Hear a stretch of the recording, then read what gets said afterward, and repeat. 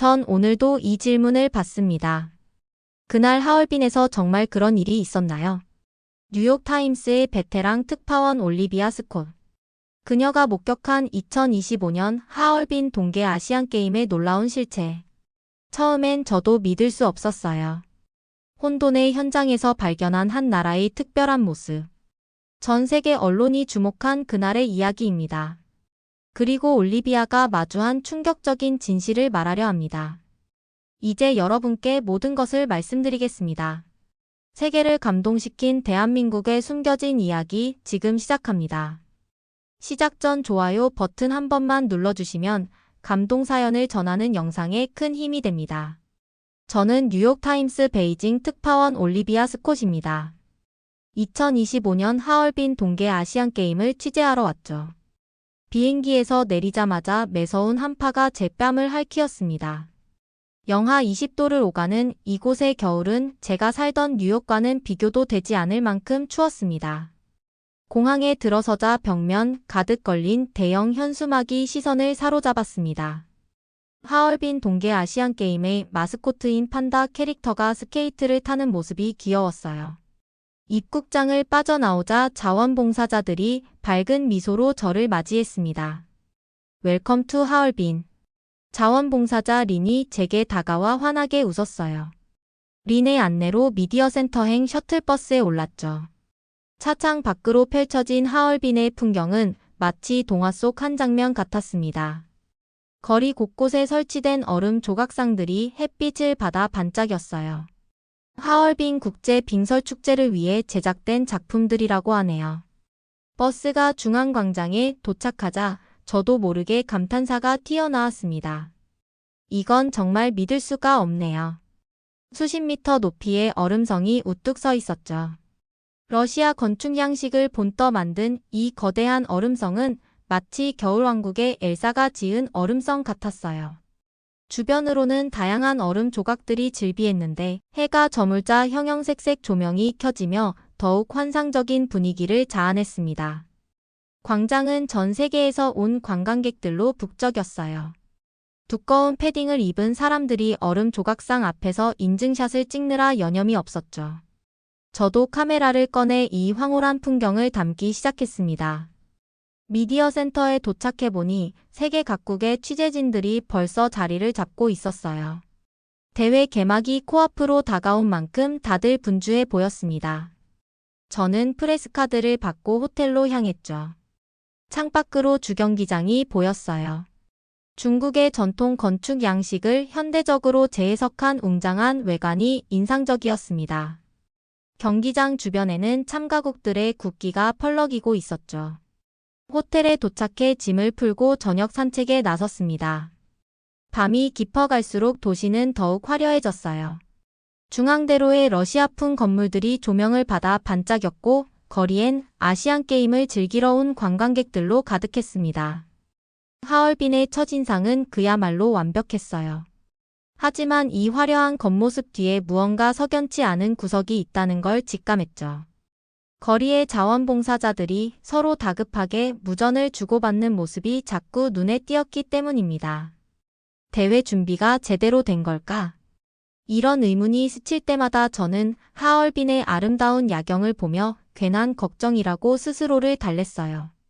그때까지만 해도 제가 느낀 불안이 현실이 되리라고는 상상도 못했습니다. 다음 날 아침, 저는 충격적인 현실과 마주하게 되죠. 다음 날 아침 제 예감은 적중했습니다. 호텔 로비에서 마주한 건 발을 동동 구르며 항의하는 각국 선수단이었어요.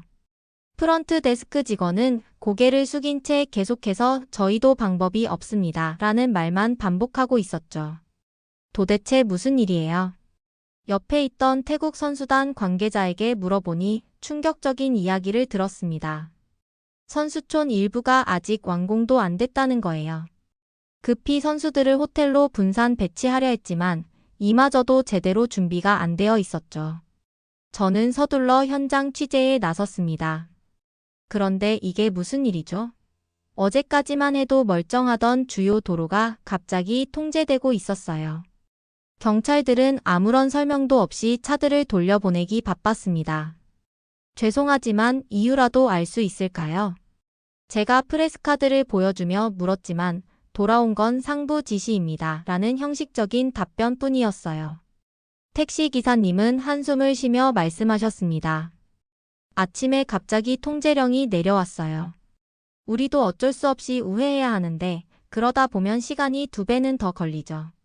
겨우 선수촌에 도착했는데 이곳의 상황은 더 심각했습니다. 완공되지 않은 건물 앞에서는 각국 선수단 관계자들이 발을 동동 구르고 있었어요. 일부 선수들은 짐을 든 채 어디로 가야 할지 몰라 서성이고 있었죠. 우리는 외곽 모텔로 가라더군요.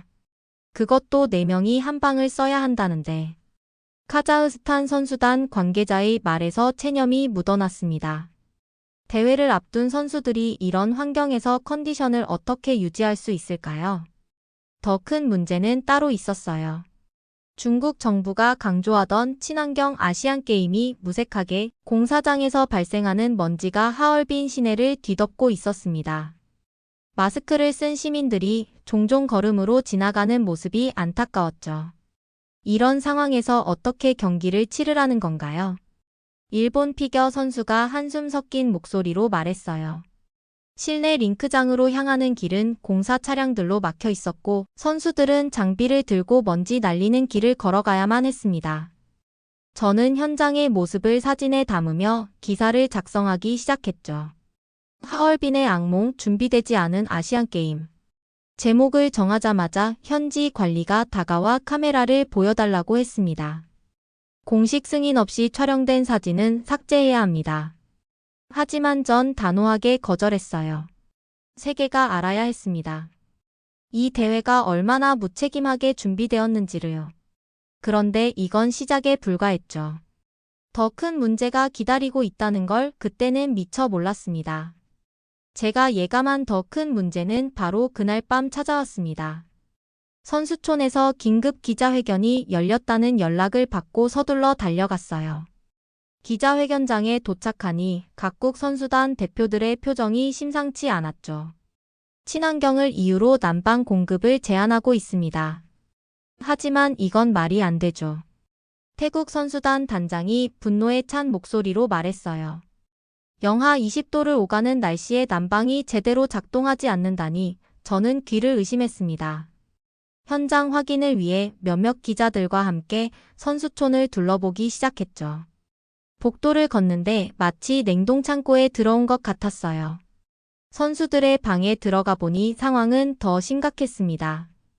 밤에는 실내 온도가 영하로 떨어져요. 너무 추워서 잠도 제대로 못 자고 있습니다. 카자흐스탄의 피겨 선수가 떨리는 목소리로 말했어요. 방 안에는 선수들이 침대 위에서 패딩을 입은 채 옹기종기 모여 있었죠. 따뜻한 물도 나오지 않아 얼음장 같은 물로 씻어야 한다고 합니다. 일부 부유한 국가들은 선수들에게 휴대용 난방기를 지급했어요. 하지만 저희같이 작은 나라 선수들은 그럴 여력도 없죠. 카자흐스탄 선수의 말에 가슴이 아팠습니다. 그런데 이상한 점을 발견했어요. 한 층만 유독 조용하더군요. 알고 보니 그곳이 한국 선수단의 숙소였습니다. 한국 선수단은 문제 없나요? 제가 묻자 한국 선수단 관계자가 미소를 지으며 대답했어요. 저희는 이미 다 준비해왔습니다. 휴대용 난방기는 물론이고 온수매트, 보온병, 핫팩까지요. 선수들 컨디션 관리에는 문제 없죠. 방 안을 보니 정말 달랐습니다. 적정 온도를 유지하는 난방기가 곳곳에 설치되어 있었고 선수들은 편안한 표정으로 휴식을 취하고 있었어요. 역시 한국이네요. 이런 상황까지 대비하다니. 일본 기자가 감탄사를 내뱉었습니다. 소문은 빠르게 퍼졌죠. 선수촌 내에서 한국 선수단처럼 준비할 걸 그랬다는 말이 여기저기서 들려왔어요. 특히 인상 깊었던 건 한국 선수단이 다른 나라 선수들과 따뜻한 음료와 핫팩을 나누는 모습이었습니다. 겨울 스포츠 강국다운 세심한 준비성에 감동받았어요. 이건 동계아시안게임이 아니라 동사아시안게임이네요. 어느 선수의 자조 섞인 한마디가 가슴에 와닿았습니다. 하지만 그 말은 틀렸어요.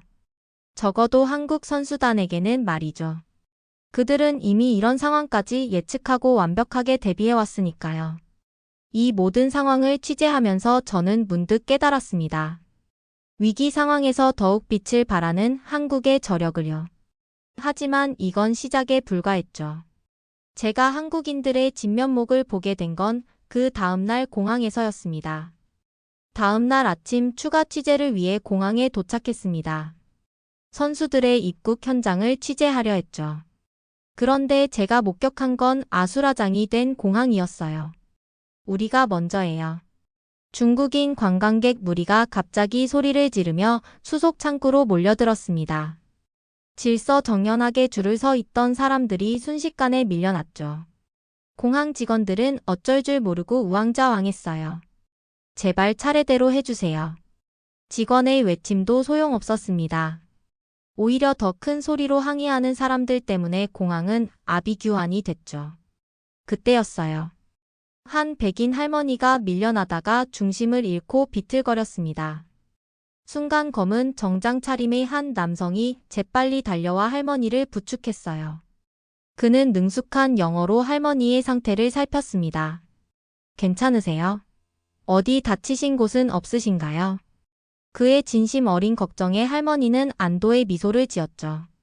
하지만 할머니를 밀친 사람들은 사과는커녕 뒤돌아보지도 않았어요. 오히려 자기들끼리 웃으며 이야기하는 모습이 눈에 띄었습니다. 감사하다며 할머니가 감사 인사를 건넸죠. 남성은 공손하게 고개를 숙이며 대답했습니다. 나중에 알고 보니 그는 한국의 어느 회사에서 출장 나온 회사원이었어요. 바쁜 일정 중에도 타인을 돕는 그의 모습이 너무나 인상적이었습니다. 한국분이세요? 제가 다가가 물었죠. 그는 수줍은 듯 웃으며 고개를 끄덕였어요. 네, 서울에서 왔습니다. 이런 상황에서 모른 척할 수는 없었네요. 그의 말투에서 진심이 느껴졌습니다. 마치 당연한 일을 한 것처럼 담담히 말하는 모습이 더욱 인상적이었죠. 취재를 위해 공항에 온 저였지만 오히려 더 값진 것을 발견했어요. 바로 타인을 향한 따뜻한 배려심이었습니다.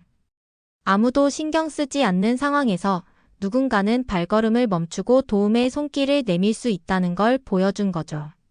이런 게 진정한 국격의 차이구나. 저도 모르게 이런 생각이 들었어요. 화려한 건물이나 시설이 아닌 사람들의 품격이 한 나라의 진정한 모습을 보여준다는 걸 깨달았습니다. 그날 저녁 숙소로 돌아가는 길에 문득 배가 고파졌죠. 아침부터 취재하느라 제대로 된 끼니를 못 먹었거든요. 그때 길가의 한 한국 식당이 눈에 들어왔습니다. 공항에서 만난 한국인의 모습이 떠올랐어요. 호기심에 발걸음을 돌렸죠. 그리고 그곳에서 저는 또 다른 놀라운 경험을 하게 됩니다. 한국 식당 문을 열자 포근한 온기가 느껴졌습니다. 추운 하얼빈 날씨와 혼란스러운 취재 현장에서 벗어나 따뜻한 곳을 찾으니 마음이 놓이더군요. 입구에 들어서자 조용히 식사하는 손님들 사이로 정갈한 식당 분위기가 눈에 들어왔습니다. 어서 오세요. 혼자 오셨나요? 주인으로 보이는 분이 정중하게 인사를 건네셨어요. 창가 자리로 안내받아 앉았죠. 메뉴를 보고 있는데 옆 테이블에서 이야기 소리가 들렸습니다. 아빠, 여기 김치찌개 진짜 엄청 맛있어요. 한국인 가족이 식사를 하고 있었어요. 아들이 수저를 들고 맛있게 먹는 모습이 보기 좋았죠. 저는 메뉴를 한참 들여다보며 고민하고 있었습니다. 처음 오셨죠? 추천해드릴까요?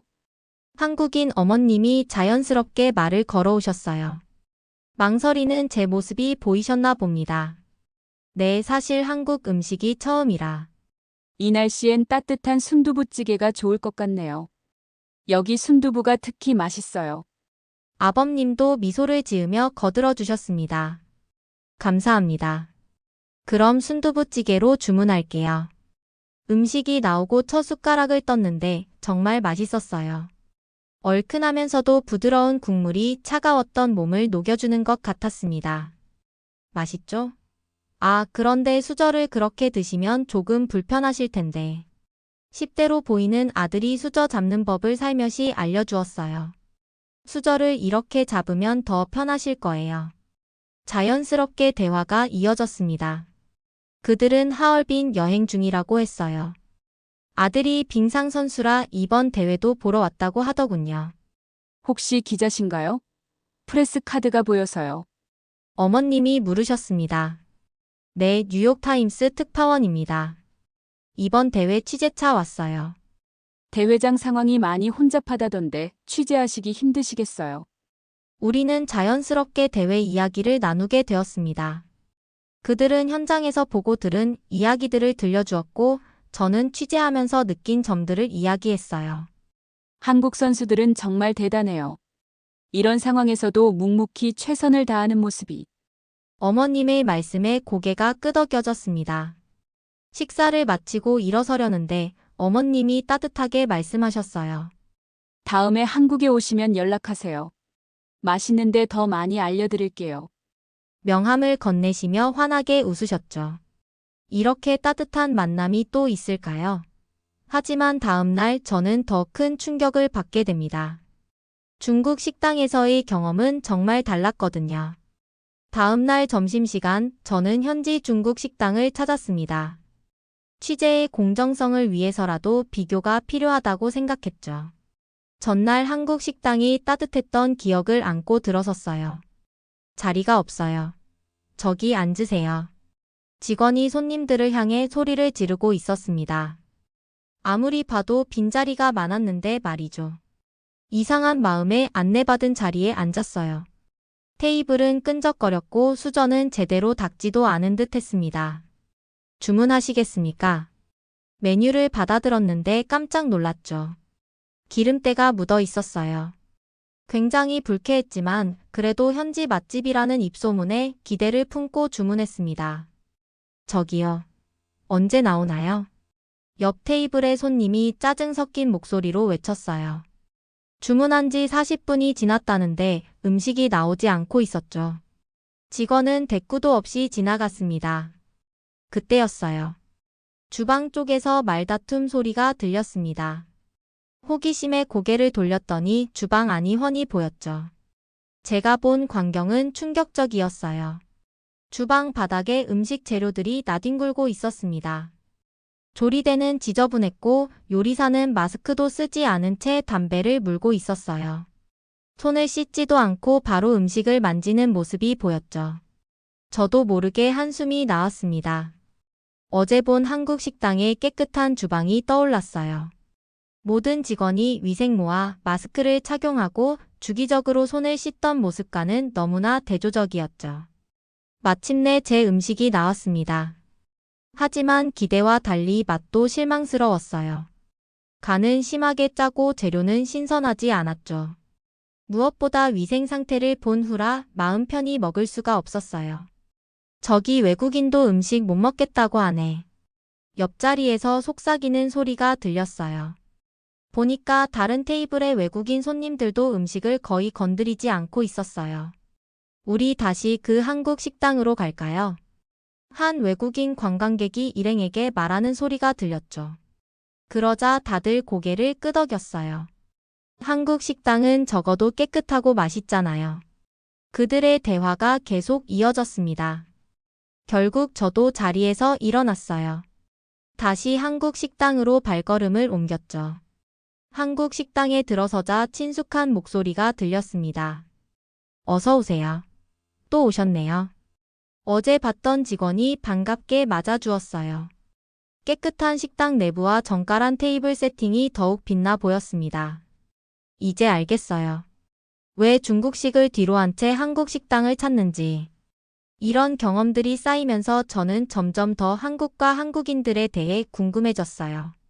그리고 며칠 뒤 아시안게임을 취재하면서 또 다른 놀라운 모습을 발견하게 됩니다. 아시안게임 취재를 이어가면서 저는 점점 더 특별한 것을 발견하게 됐습니다. 그건 바로 한국 선수들과 관계자들의 남다른 모습이었죠. 대회 운영이 엉망인 상황에서도 그들은 흔들림 없이 자신의 자리를 지켰어요. 한국 선수들은 정말 대단해요. 경기장에서 만난 독일 기자가 감탄했습니다. 연습장 사정이 좋지 않아 대부분의 선수들이 불평할 때도 한국 선수들은 묵묵히 자신의 루틴을 소화해냈죠. 우리가 할 수 있는 최선을 다하는 거예요.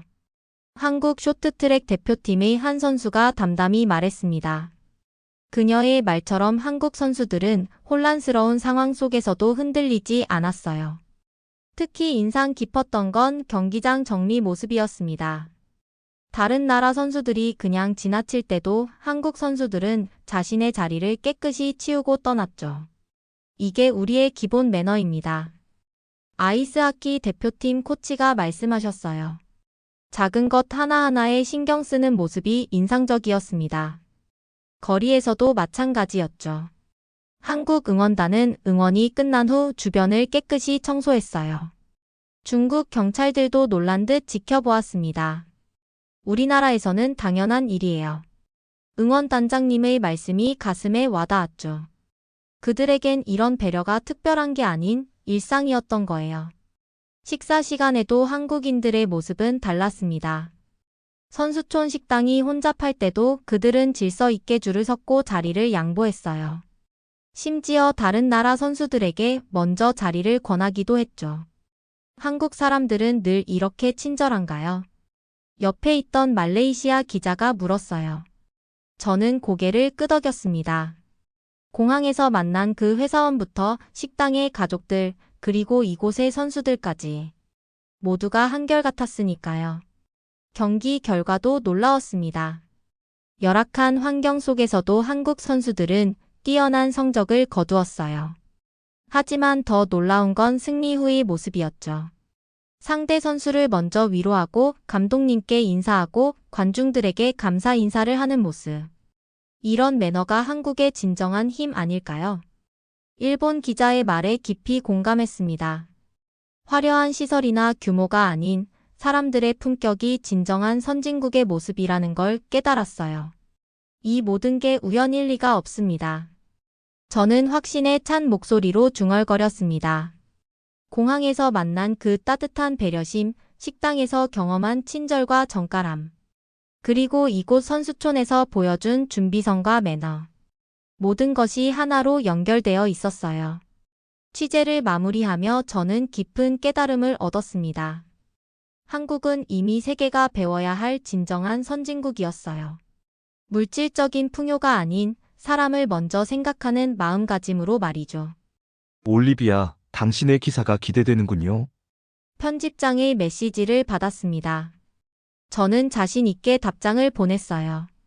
이번 기사는 특별할 거예요. 세계가 주목해야 할 진정한 강국의 이야기니까요. 당신의 기사가 파급력이 굉장하네요. 귀국 비행기를 타기 직전 편집장에게서 다시 연락이 왔습니다. 지난 2주간의 취재를 떠올려 보았죠.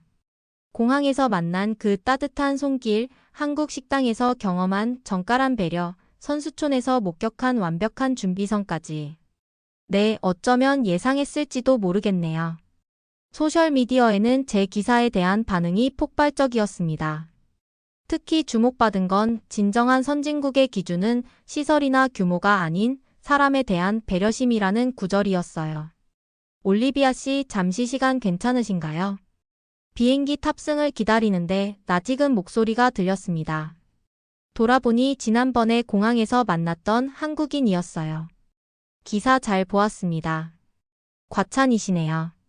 그가 수줍게 웃으며 말했죠.